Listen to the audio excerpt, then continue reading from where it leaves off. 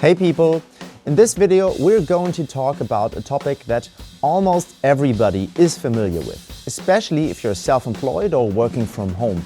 And of course, as musicians who are solely responsible for learning and practicing. And that topic is procrastination. Everybody is talking about it, everybody knows what it is. So just to bring you up to speed, here is a brief explanation. Procrastination is the irrational delay of important tasks, even though one knows that it will cause trouble later on. So in this video, I'm going to give you some general advice and some practical tips from my own experience on how to avoid procrastination and how to end it once and for all. First of all, we need to find out why we procrastinate. Where does it come from? I mean, everybody knows this. You want to get something done or you want to change a bad habit. And then you watch yourself doing the exact opposite of what you want to do. You want to eat more healthy and then you watch yourself devouring a chocolate bar. We have to realize that most of what we do is controlled by our subconscious mind. There's this image of an elephant and its rider. The rider can keep a tight rein on the elephant, but if the elephant really wants to do something, the rider has no chance of controlling it. And vice versa. If the elephant doesn't want to do something, the rider won't be able to move it. We have to understand that it's not a matter of willpower, and this is really important. There are methods of tricking the elephant into doing things it wouldn't do otherwise. First of all, I will give you some general tips on how the rider can focus on his or her goal to keep the elephant on track. And then I'm going to talk about some practical tips from my own experience. The first thing you should do is to set a goal and visualize it. Ask yourself a few questions. Why am I doing this? What is my goal? What do I want to achieve? If the task at hand is a chore, an obligation, then go one level deeper. If you have to write a bachelor thesis or job application, for example, then ask yourself, which role does this project play in my bigger life plan? Do you need to have good grades to get your dream job? Do you want to get a promotion? Or in my case, I want to put out this video for you. So I have to do the task of writing the script. And it can't just be the goal of, I want to have more free time. Visualize the result. Imagine precisely what you want to achieve and what you are going to do with it. This is the carrot dangling in front of the elephant. So whenever you're feeling discouraged or unmotivated, recall your goals and visualize the results vividly. And you can make this as tangible as you can. Imagine holding the final paper in your hand, finally clicking the send button on that email you've been anxious to write, or putting the application in the post box. Remember to visualize your goal as precisely as possible. By doing this, you solve another problem right away. You often get distracted because a task feels pretty vague. You don't really know how much work you still have to put in or how far you've already come. But when you know exactly how the goal looks like, the end result, it becomes much easier to find out at which step of the process you are right now. This way you can determine your next steps. And this brings me to tip number 2. Write down every step of the process precisely. This is crucial because it gives you the feeling of self-efficacy, which means you will know that when you do this one thing, you will achieve this other thing. Now you are ready to go and feel much more motivated. But no matter how motivated you are, if the elephant is distracted, there's nothing you can do to make it move. And for that, I have a few tips on organizing the circumstances in a way so that you'll be able to achieve your goals. Of course, you should avoid distractions. When working from home, this becomes really hard because you're working in the same place where you also spend your leisure time. A quick fix for that is to change location. Go to the library, for example. There you will find a productive atmosphere. It is quiet and there are little to no distractions. But I know that this is not always an option, especially in our current situation where many people have to work from home. If that's the case, pick one place in your home that is your designated work area. It's reserved for work and work only. So clean up your room and your desk, turn off your phone, turn off your laptop, and even disconnect the internet. Make it as hard as humanly possible to distract yourself. When I disconnect my router, I know that it will take a few minutes for it to boot again, and I'm not going to do that just to distract myself for a few moments. The phone has to be out of sight. We are more distracted if we can see the phone even when it's turned off. If you need the phone or an internet connection for your work, try to bundle these tasks, maybe at the beginning of your workday, and then turn the devices off when you are done. Sometimes we need to read up on something and do a little research, but it's so easy to get caught up on social media. There are apps like Freedom that can help you with that. These apps won't let you access your social media during the work hours. What I like to do is to write a list of all these things I need to research later.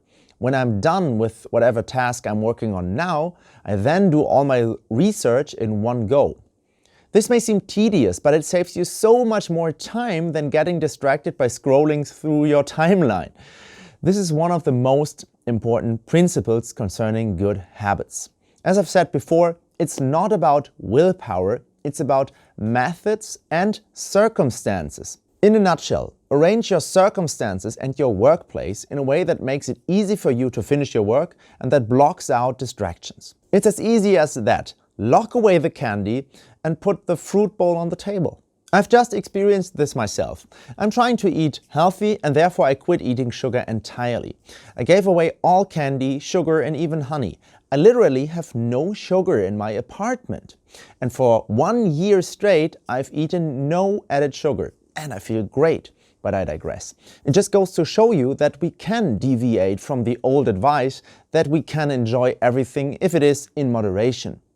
If we know that something is not good for us, we can ban it altogether. And this has one more major advantage. We save concentration and willpower because these are limited resources and we don't have to negotiate with ourselves and spend willpower every day when we completely abandon sugar or alcohol or when we keep the phone turned off for the whole day. But back to the circumstances. Yes, the workplace should have as little distractions as possible, but it should still feel comfortable. Arrange your workspace in a way that you actually want to go there. What I like to do in the summer is to grab my laptop and find a sunny place in my garden. Some people find it helpful to work in public, like a coffee shop for example, where others can see their screen and it would be embarrassing to do something else than work. You can also try to invite some friends and start working together like in a shared office space. And this is actually tip number 5. Something that is really annoying is having to finish a piece of work but knowing that you only have limited time. Maybe you need to catch the bus in exactly 1 hour. And then you constantly check the phone for the time and then you get distracted by messages on your phone. But there's a very simple solution to that. Just set a timer. This way I can focus only on my task at hand and I don't have to worry about how much time I have left before I need to go. What you can always do to focus and to get into the flow is to use the Pomodoro technique. Set a timer for 25 minutes of concentrated focus work and then a timer for a 5-minute break. And repeat that 4 times and then you take a longer break. And don't worry about your goal too much. Just focus on spending the time and putting in the work. Especially if you're working on one of these abstract projects where you can't really see the progress.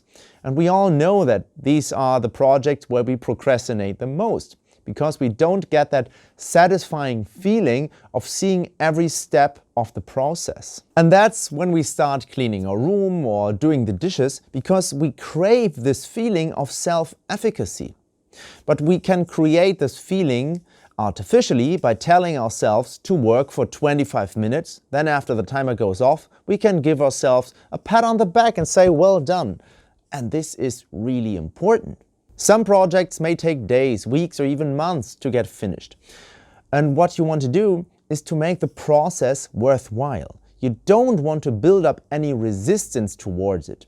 So, set the bar really, really low. If you work for 30 minutes on one day, give yourself a pat on the back and say, tomorrow I'm going to work for 35 minutes. Raise the bar with every step, but make sure to celebrate every little success on the way.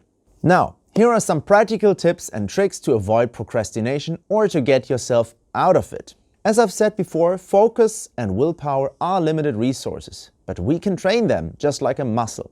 One tip I've just mentioned is increase your work time or your workload every day by just a little bit. You can also train your focus through meditation. What I like to do is an exercise called focus meditation. I try to do it every morning, sometimes even directly before practicing my instrument. And it helps me a lot. After doing a short mindfulness meditation, I'm trying to focus on one spot. This may be the flame of a candle or simply a spot on the wall. And just trying to look just at this spot and nowhere else, and also trying to clear my mind from any thoughts. This sounds easier than it is. When you try it, you'll see that every few seconds a thought comes to mind or an image pops up in front of your inner eye. But don't stress out about it. After all, it's called a meditation exercise. We're not trying to get it perfect here. We're just trying to focus on a spot, and when our thoughts start drifting, we gently pull ourselves back into focus. After a while, you may get to 10, 15 or even 20 seconds of pure focus on one specific spot, and that's a lot. I found that when I do this in the morning for 10 to 15 minutes, I'm much more focused throughout the whole day. And as always, consistency is key. Do it every day for best results. Train your focus through mindfulness. One side effect of this kind of meditation is that you'll get much more sensitive for distraction, meaning that you'll notice immediately when you are getting distracted, and then you can make a conscious decision against that distraction. That's an exercise as well. This takes willpower, which you'll have to train a little bit for this to work. Ask yourself this one question: what could I do instead? And when in doubt, just go back to work. One time I had to finish 2 projects, a translation and editing a video. And to try to transform all the distraction into some kind of constructive energy, I opened up both projects on my computer, and whenever I got distracted doing the one thing, I simply switched to the other task. So back and forth, I kind of procrastinated between the two. This way I saved a lot of willpower, which you'll need to get away from distraction and back into focus. And this method worked surprisingly well. I got both projects finished in a reasonable amount of time. But one caveat: I don't think that this is the best idea for finishing projects, since you allow yourself a constant distraction by switching between tasks. A lot of focus gets lost along the way because a tiny part of your brain is still focused on one task while you've already switched to the other. This is called attention residue, and it's not efficient at all. But in a worst-case scenario, this might be a valid method to save willpower and to get your work done. If you're being distracted, at least you're distracted by something productive. But why do we even get distracted? We know that what we are doing is important. Why can't we focus properly? The answer is easy. Important tasks are usually pretty hard, and the result is inner resistance. So whenever you feel resistance building up, you know that the task must be important. We can condition ourselves to welcome that resistance and looking forward to doing the task because we know it is important. We can actually train ourselves to enjoy getting to work and getting things done. A book I'd like to recommend is The War of Art by Steven Pressfield. Whenever we're distracted by the inner resistance, there are only 2 solutions. First, we notice that we are getting distracted and are not doing what we're supposed to do. We stop whatever we're doing and ask ourselves why that is the case. Then we can change the methods and circumstances to get back into the flow. We can remind ourselves why we're doing this task and visualize our goals, just like the rider of the elephant. And at the same time, we reduce the distractions for the elephant. The second solution is to allow yourself to be distracted, but then at least enjoy it. After all, most of the time you're still productive when procrastinating to feel self-efficient, even when it's cleaning or vacuuming or something like that. And after you're done cleaning your room or your desk, for example, then enjoy this clean workspace. Your organized and clean environment even helps you to feel more organized yourself and also helps you to get back to work with more energy. But am I not just teaching myself to be distracted and lazy, you might ask? This might be true to a certain extent, but I believe that self-care and mental recreation have much more positive impact. So if you're already procrastinating, at least don't beat yourself up about it. Now here's my last tip to overcome resistance and get into a state of flow. Start with the easy tasks and immediately get a feeling of success and accomplishment. Whenever I have a great amount of work to do, I'll start with an easy task that gives me a quick feeling of success, and then I am much more motivated to get the rest of it done. A friend once gave me a great tip. When you're writing something and have to take a break, do it mid-sentence. If you know how the sentence will end, don't finish it. Take your break and then finish it after your break. This way, you'll have a quick success and get right back into the flow in no time. I believe that you can transfer this concept into many different areas. The 3 pillars of overcoming and preventing procrastination are: 1. Setting and visualizing precise goals. 2. Creating a productive environment and eliminating distractions. And 3. Exercise and reward. And now a final word on one of the biggest lies, which is, I always do my best work under time pressure. Yes, we all know this. Somehow, last minute we're gifted with focus and energy. But the truth is, we don't do our best work this way. We merely get the feeling of getting things done because we're so stressed out and under pressure that our body gives up its energy reserves. But we have to understand that this energy is only there for emergencies. At one point in time, we'll have to pay the bill on that energy. We might get stuck in a rut or worse. And even if not, this kind of stress is very unhealthy in the long run. In addition to that, we might think that we're doing our best work just because we're so relieved that we made it in time. And that's how this idea gets in our head, that we need the pressure. But the truth is, we don't need the pressure. With the aforementioned methods, you will work more effective, more creative, and you'll just do better work in general. On top of that, you'll get to the result without stress and its negative consequences.